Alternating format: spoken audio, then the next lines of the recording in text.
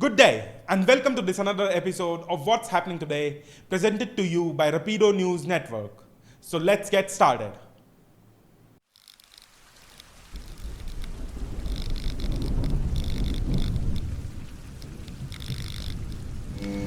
As we are entering the final days of the tax season, a report shows that last year, more than half of American households paid no federal income tax due to COVID relief funds, tax credits, and stimulus.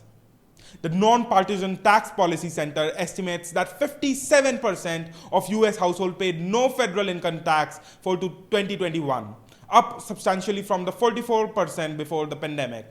Since most workers pay payroll taxes, the share of Americans who neither pay payroll taxes nor the federal income taxes was only 19% in 2021, slightly higher than 17% rate before the crisis. On 2020 US presidential election, Virginia Thomas, a conservative activist married to Supreme Court Justice Clarence Thomas, repeatedly pressed the then White House Chief of Staff Mark Meadows to pursue unrelenting efforts to overturn the 2020 presidential election in a series of urgent text exchanges in the critical weeks after the vote, according to the copies of the messages obtained by the Washington Post and CBS News.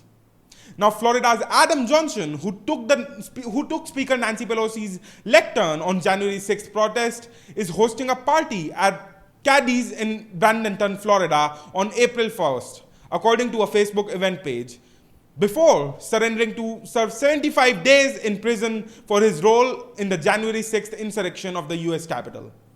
Come help me celebrate my last Friday of freedom before I go to prison for the lamest charge in the history, the Facebook event page states.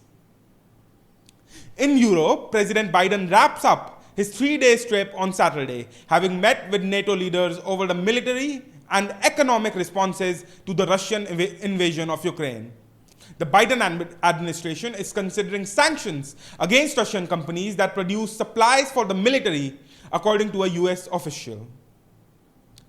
The administration is still finalizing the latest economic penalties against Russia for the invasion of Ukraine, and an announcement is expected in the coming days.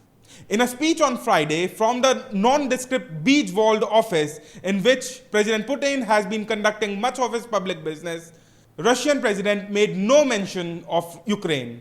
Instead, he expanded upon a personal obsession of cancel culture.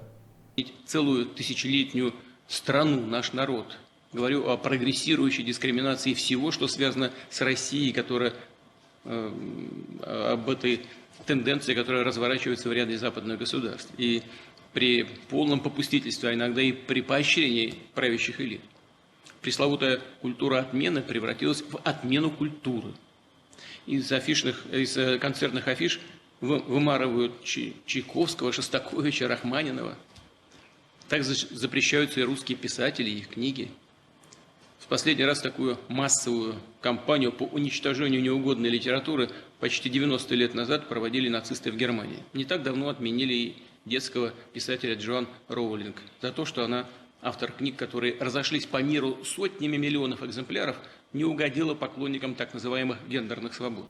Western elites cancelled the author J.K. Rowling because she did not please fans of so-called gender freedoms, Mr. Putin said in his nationally televised remarks.